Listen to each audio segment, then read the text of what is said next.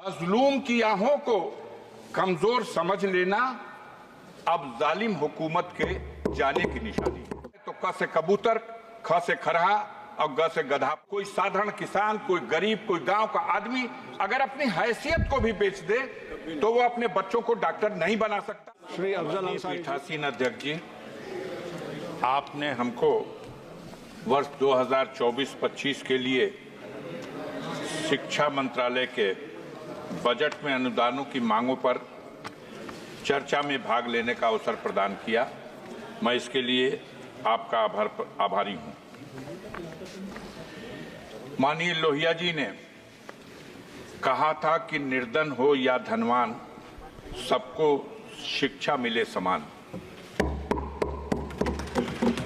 आज ये दुख का विषय है कि शिक्षा विभाग ने अनुदानों के लिए जो अपने बजट में प्राविधान किया है उसमें यह अफसोसनाक स्थिति है कि एससी, एसटी और ओबीसी के लिए जहां बजट में वृद्धि करने की आवश्यकता थी, वहां उनके लिए निर्धारित बजट में भारी कटौती की गई है। और इसी क्रम में डॉक्टर भीमराव अंबेडकर साहब एक सेकंड फाउंडेशन, एक सेकंड अभय कुमार जी, इसका बजट जो पहले से ही बहुत कम था, इससे पहले मात्र भी 40 करोड़ रुपया। इससे पहले भी माननीय स्पीकर जी साहब ने बताया कि जब सदस्य बात करते हैं एक हाथ जेब में ना रखें। इस बहरहाल इस बार ये 40 करोड़ का भी जो बजट था, इसे घटा करके अब 30 करोड़ कर दिया गया। एक मानसिकता का पता चलता है। ये भी देखने की बात है कि इस बजट में अल्पसंख्यकों की शिक्षा के लिए उसमें भी पहले की तुलना में भारी कटौती की गई, जबकि उसमें व्यापक वृद्धि की आवश्यकता थी। बजट में एससी, एसटी, ओबीसी को जो मुफ्त कोचिंग के माध्यम से उनको शिक्षा के लिए सहूलियत प्रदान करने का जो बजट था, वो भी पहले से बहुत कम था। लेकिन अफसोस की बात है कि जो था 47 करोड़ रुपया, उसे भी घटा करके अब मात्र 35 करोड़ रुपया कर दिया गया। इस प्रकार अगर देखा जाए तो टॉप क्लास की एजुकेशन के क्षेत्र में भी एससी, एसटी के लिए जो पहले 111 करोड़ रुपए का बजट में प्राविधान था, अब उसमें भी बड़ी कटौती कर दी गई है।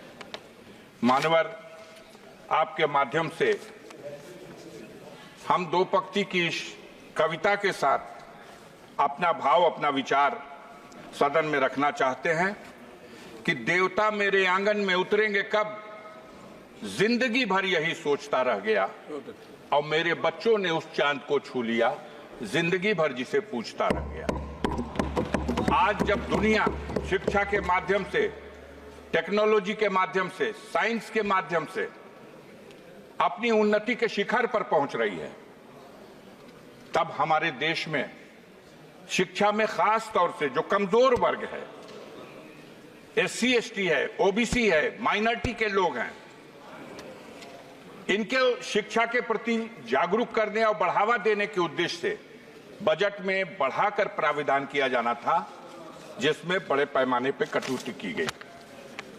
ये इस सरकार की दूषित मानसिकता का एक प्रमाण है।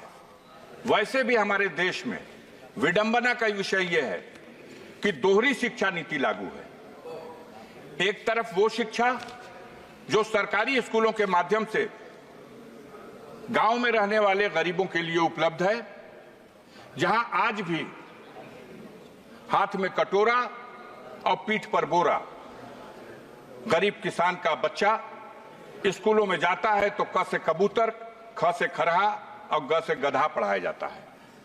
और दूसरी तरफ modern school, private school, Montessori school, इन स्कूलों में जो अंग्रेजी माध्यम से और आधुनिक ढंग से जो शिक्षा दी जाती है, दोनों रास्तों से जो शिक्षा प्राप्त करके बच्चे हमारे ऊपर जाते हैं, तो जब किसी पद के कंपटीशन में दोनों को हिस्सा लेना होता है, तो जो क से कबूतर, ख से खरा, ग से गधा पढ़ के गया है और जो क से कंप्यूटर पढ़ के गया है, वहां जब मुकाबला होता है तो जरूर जो आधुनिक शिक्षा से लैस उस विद्यालयों से पढ़ के आने वाले छात्र हैं वो कामयाब होते हैं। और सरकार की तरफ से जो अपने देश की जनता के लिए, गरीबों के लिए, मजदूरों के लिए, गांव में रहने वाले लोगों के लिए जो शिक्षा का प्रबंध है, उस शिक्षा को ग्रहण करके जो लोग ऊपर पहुंचते हैं तो उनकी बुनियाद कमजोर हो जाती है। देखने की बात है कि ऐसी स्थिति में सबसे जरूरी था कि हम दोहरी शिक्षा नीति को कैसे समाप्त करें, कैसे संतुलन बनाएं।